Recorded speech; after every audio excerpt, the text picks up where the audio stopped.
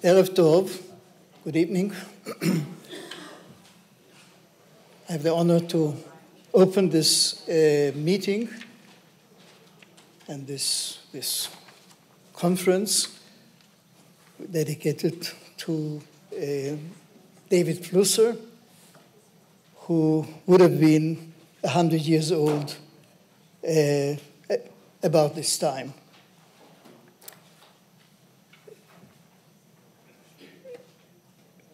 I was not entirely a formal student of Professor Flusser, but we were quite close, and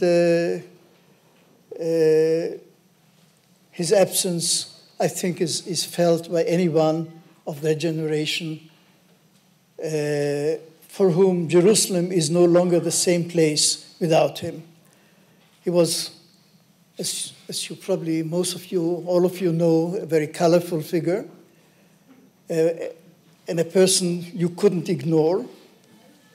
And he left his mark in various areas and various places.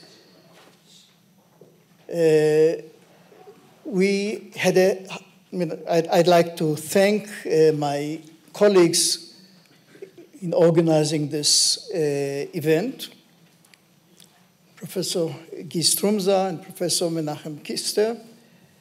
And I'd like to acknowledge the participation of the Center for the Study of Christianity at the Hebrew University, the Department of Comparative Religion,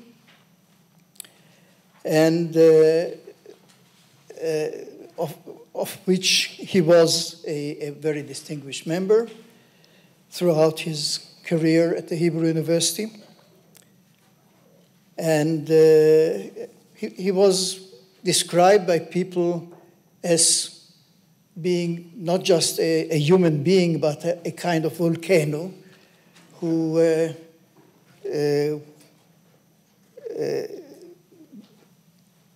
in addition to his profound and brilliant scholarship, he was also a very involved person with strong likes and sometimes also dislikes. And he really left his mark on the scene of study of religion, especially of Christianity, and especially also of the Dead Sea Scrolls and many other aspects of the history of Judaism and medieval Judaism. He worked on the Yosiphon. And we had a hard time deciding how to construct this conference. And we decided to try and keep it intimate and not too long.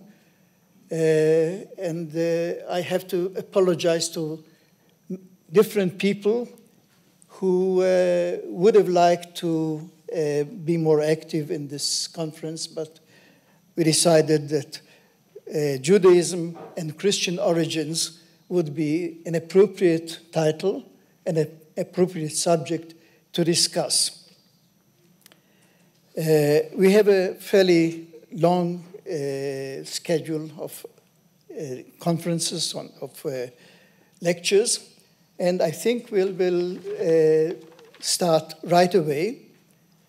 The first lecture will be by Lawrence Stuckenbrook, who of the University of Munich, who will speak about apocalypticism and the recent past in Second Temple literature and the New Testament. I hope that everyone has got the handout that was distributed.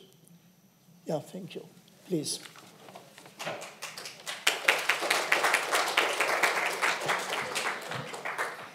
Thank you. What an honor to be part of this conference.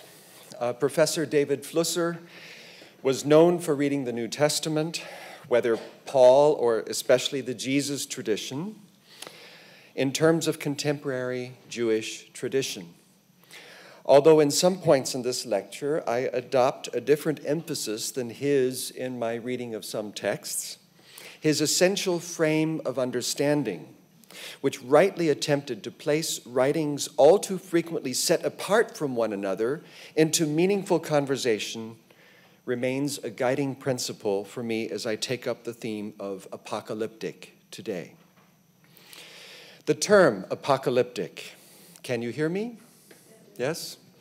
The term apocalyptic, whether taken as an adjective or as a noun to reflect the German term apocalyptic, has acquired broader associations during the last 40 years, especially through the influential and much discussed and debated work of John Collins and Christopher Rowland, and of course, many others.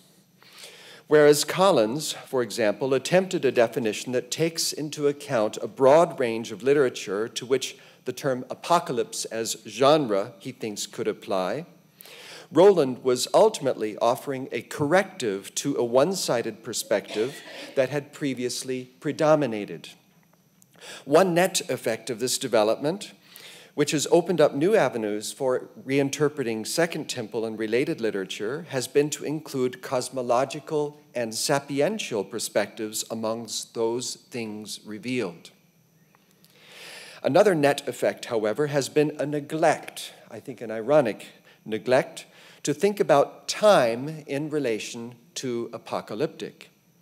As before, especially since the 19th century, and the seminal work of R.H. Charles, the term has been related to eschatology.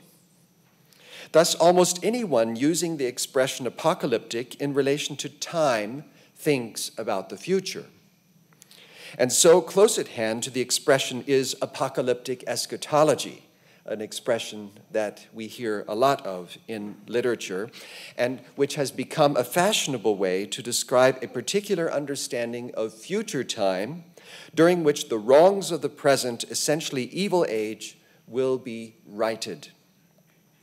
Even when the more general expression apocalyptic thought is used, when it comes to the notion of temporality, it is the end of history as we know it that is in view.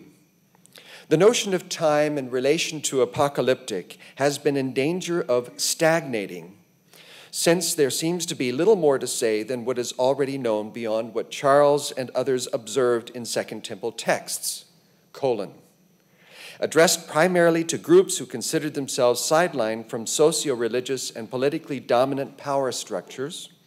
Apocalyptic writings anticipated an eschatological act of God to judge the wicked and reward the righteous.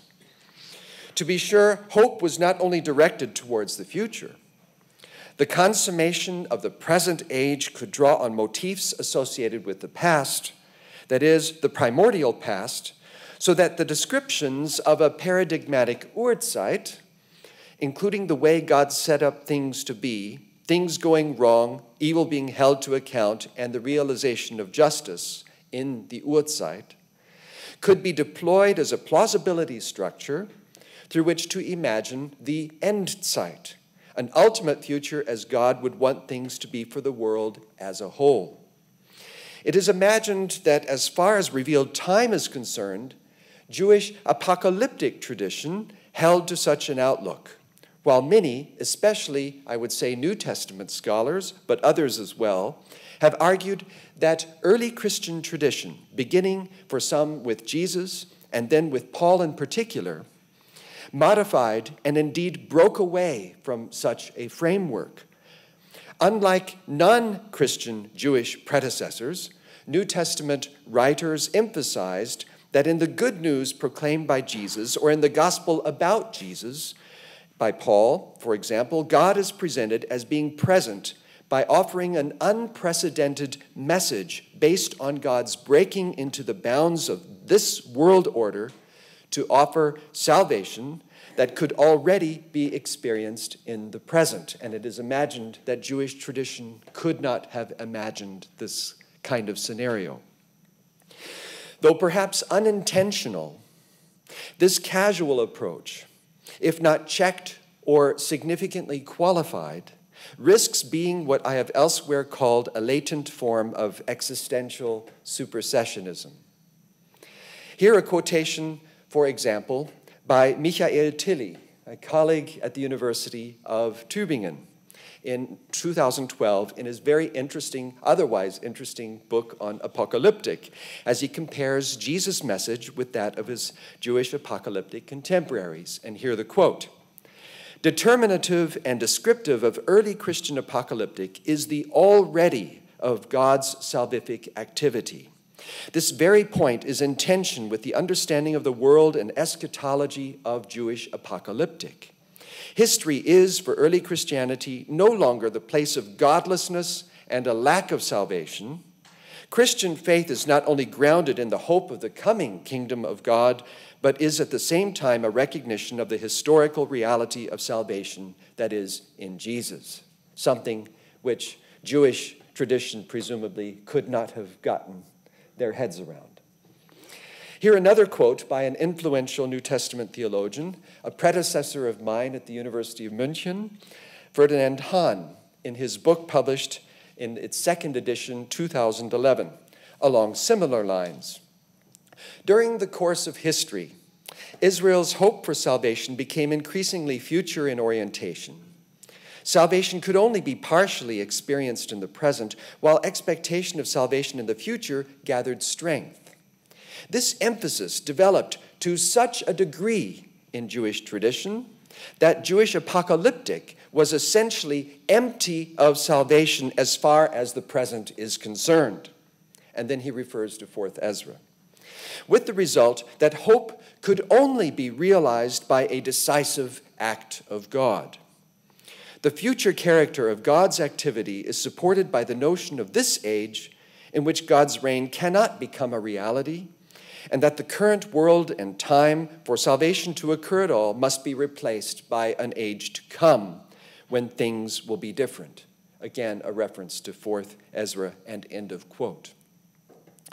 Of course, not all would share the view that Jesus was different from Jewish contemporaries when it comes to time, and so have assigned to him a consistent eschatology, on the assumption that if there was little essential difference between Jesus and his Jewish context, then he should be made to conform to conventional notions of apocalyptic.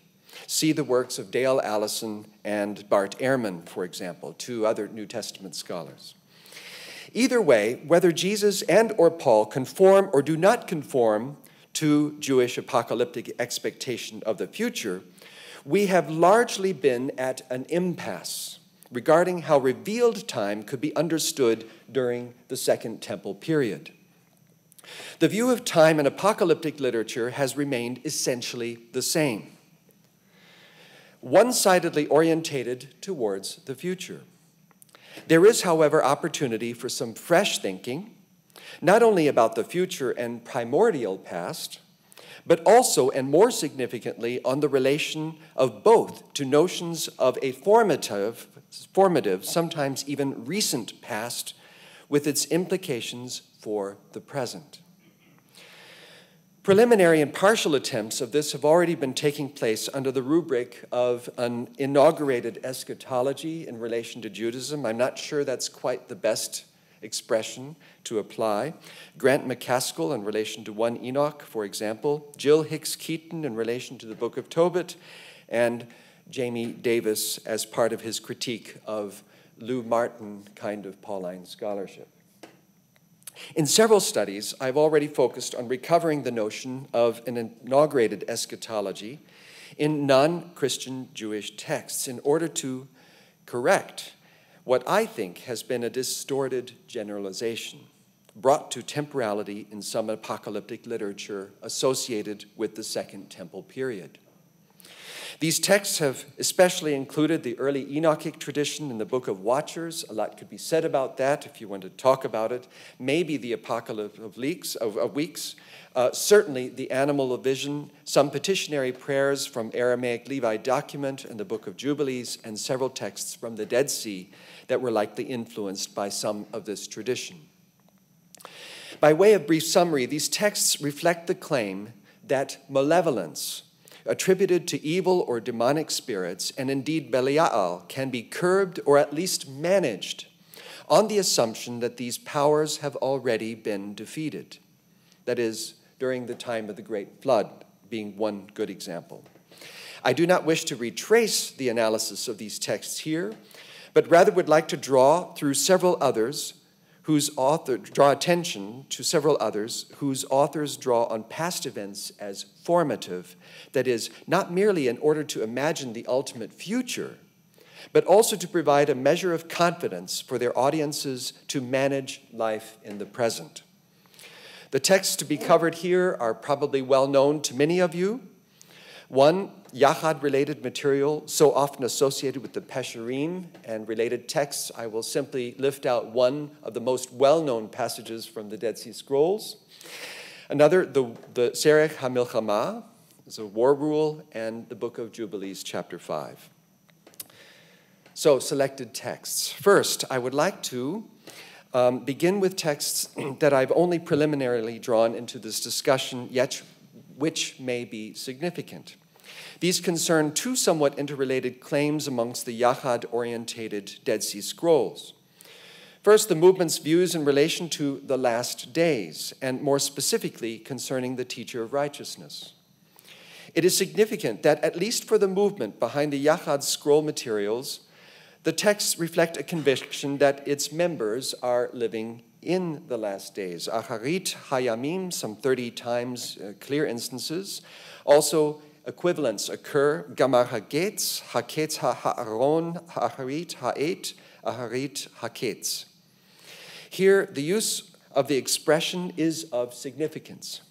It not only marks out eschatological events, that is, events that lie in the real future to those writing the texts, but in a number of instances, also refers to events that are taking place in either the present or even in the recent past.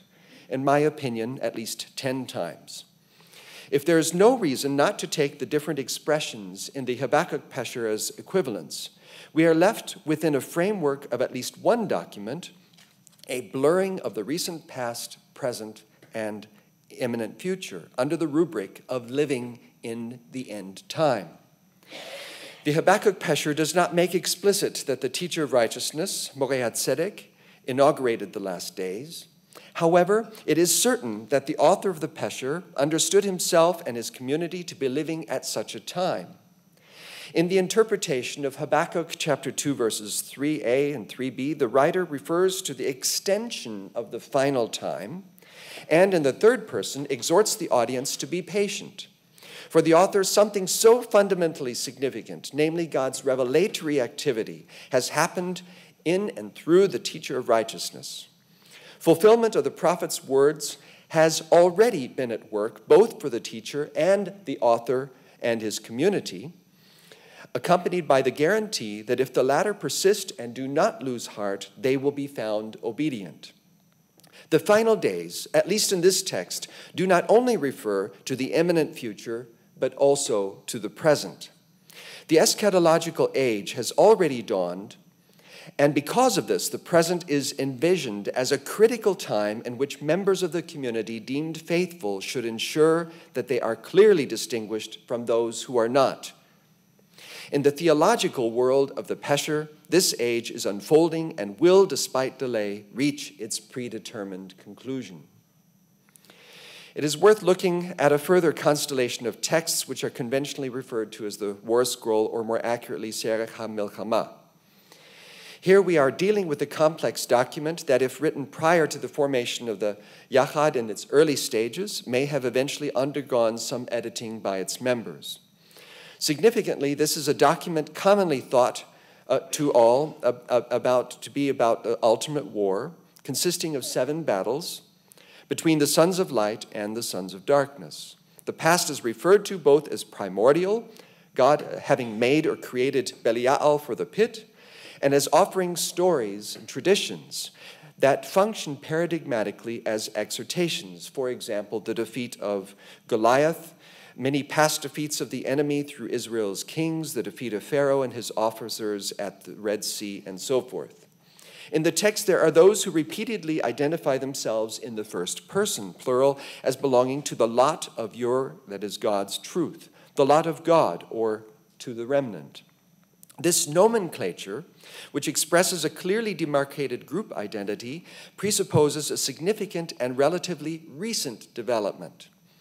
In 1 QM, column 13, the text claims that God has, quote, cast us in the lot of light according to your truth, begoral ol hapelta na ha-emetka. In identifying themselves as the remnant, the community praises God as one who maintains the covenant with their fathers. That is, it is in their community that obedience to the covenant is actually possible.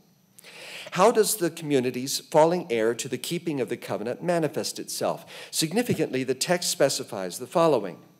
You, addressing God in the text, have shown through wonders your mercy for the remnant during the dominion of Belial. With all the mysteries of his hatred, he has not drawn us away from your covenant. You have driven his spirits of destruction from us. Baruche chablo ga'arta mimenu. When the men of his dominion were acting wickedly, you kept the soul of those you have redeemed. You have raised up the fallen by your vigor, but the men of high stature you have cut down. In other words, the community, the remnant, understands itself to have been the locus of divine activity on their behalf during the time of Belial's dominion. That is, during the present order of things. The text assumes a community consciousness that marks a step beyond that found in the sacred tradition, that is, one that one would associate with the Hebrew Bible, as in the paradigmatic references to the past. Awareness of living in an era characterized as the dominion of Belial is a recent development. As in a similar liturgical passage in 1 QS column 1, the dominion of Belial is regarded as a threat, which requires protection for the community that has become aware of its special status. In 1 QM, the essential powerlessness of Belial over against the activity of God is emphasized. Despite Belial's foothold in the present world order, the remnant community has not become unhinged from the present and from the covenant. Instead, in a borrowing of exorcistic language, God has driven away from us, ga'arta mimenu, none other than Belial's minions, called his spirits of destruction. Although the text suggests that Belial's malevolent spirits have been distanced from the community, the text does not claim that as such they have been destroyed. In addition, it is the soul of the community that God has redeemed and protected from those who act wickedly, not the community itself. Nevertheless, the force of the text's claim is not to be missed. It is the only time in which 1 QM refers outright to the successful overcoming of Belial's spirits in the past, and here in relation to a recently formed community. If these inferences regarding the community and recent past are correct, then the community's experience, bound up with the conviction that God has already curbed the influence of Belial on their behalf in order to preserve the covenant, anticipates the outcome of the eschatological war. The final defeat of Belial, that is, that which Serech HaMilchama strains to describe and prepare for, has already shown signs of taking effect. For now, Belial, though through the distancing of Belial's spirits, has been and still is being dealt with in smaller steps. The destruction of Belial, the spirits of his lot, and the sons of darkness without remnant, on the other hand, denotes the eschatological outcome, which divine activity already experienced through the community's formation heralds. Victory is not only anticipated for the future, the self-assuredness of the community suggests that the defeat of Belial is already in process of being secured. This despite the fact that it's not until the seventh battle that the outcome is secured in itself. In its influential retelling of the story from creation until the Israelites' freedom from bondage in Egypt, the Book of Jubilees, composed around the middle of the 2nd century BCE, describes the condition of humankind after their rescue from the great flood in chapter 5. Here I embark on an interpretation that may not be shared by everyone in this room, but I embark on it nonetheless.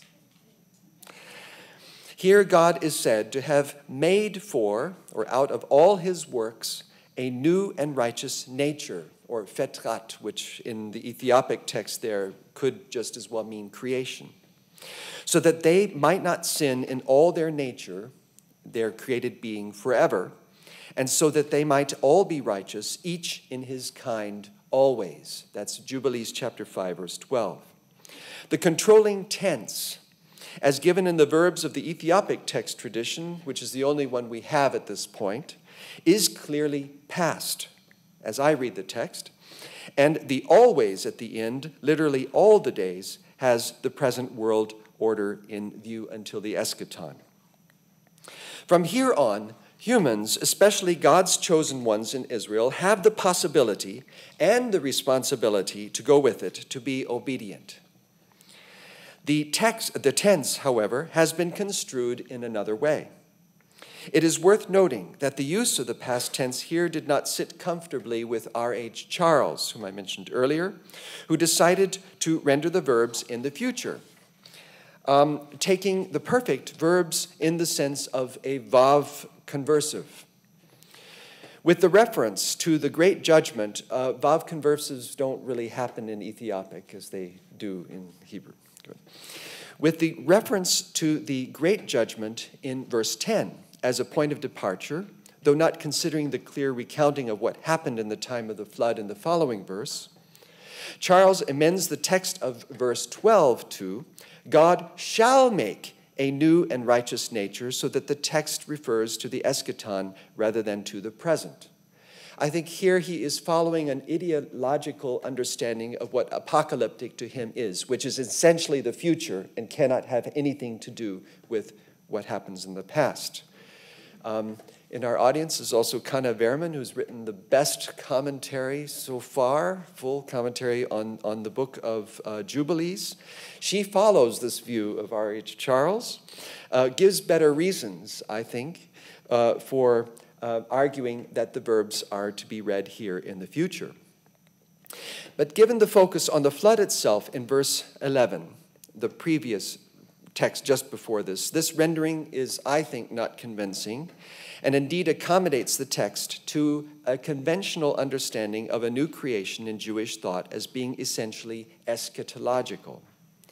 Instead, it is the past activity of God in the immediate aftermath of the flood which carries over into the present state of things in the world of the text, which, in addition to prayers uttered by several patriarchs in the narrative, has made present faithfulness to the covenant a real and deliverable possibility. Any suggestion, therefore, that Paul's declaration that his addressees in Corinth are a new creation, also as suggested in 2 Corinthians chapter 5, verses 17 to 20, or as suggested in Galatians chapter 6, verse 15, the suggestion that these statements breaks through and beyond what Jewish apocalyptic tradition could ever have thought or allowed for is, in my opinion, misleading. The remaining narrative of Jubilees confirms time and again that missteps amongst the characters continue to take place and that forces of evil continue to be effective in this way or that amongst God's people. Something not unlike the continuing problems that Paul claims to be facing amongst and in relation to the Corinthians after his great claim that declares them to be a new creation. However, both this new nature and the essentially defeated state of demonic powers, so the prayer in Jubilees 10 of Noah and further other prayers by patriarchal figures in the book, also persist in the story. They anticipate the final result, namely the destruction of all evil and with it the fulfillment of God's original design for those who remain faithful. So, a conclusion and outlook. Considered together with a wider group of texts that I have not dealt with in my remarks, the traditions we have looked at here allow us to offer a couple of reflections, and very briefly so. First, if these texts are anything to go by, apocalyptic thought, in inverted commas, was not simply concerned with the provision of reassuring disclosures about the future. It was also a matter of interpreting a past that is understood as a revealed past. And if apocalyptic really, in its sense, means revealed, and even if we understand it to be mediated revelation, then this disclosure can just as well reflect on past events that are disclosed in a new way, as well as projecting onto the future. In fact, as suggested near the beginning of this lecture, Endzeit is rooted in the imaginative reappropriation of motifs associated with Urzeit. The past was also a matter of interpretation, as writers looked for paradigms in sacred history to inspire their respective audience to faithful activity, or alternatively, to discourage them from disobedience. More than this, however, present convictions could be anchored in significant, or rather determinative, past events whose occurrence have put conditions in place that make obedience to God possible, and that put the persistent experience of evil into perspective, into a manageable perspective, I would say. I like the word management because it then places these texts possibly into a constructive dialogue with psychiatry, with the prospect of even provisionally containing or curbing its effects in anticipation of what is ultimately to be. The eschatological future is as much an extension and development out of a revealed formative past as it in itself is about straining after a revealed future. Rather than rounding off my thoughts at this point, I'd like to open up two areas that bear further exploration. And so this paper is also an opening for research and not simply a closing thereof with a thesis. Good. The first is the degree to which we might consider the performative and actualizing function of these texts in question. What does it mean in this respect for audiences to encounter the sacred past in a way that enables them to come to terms with the challenges they face in the present?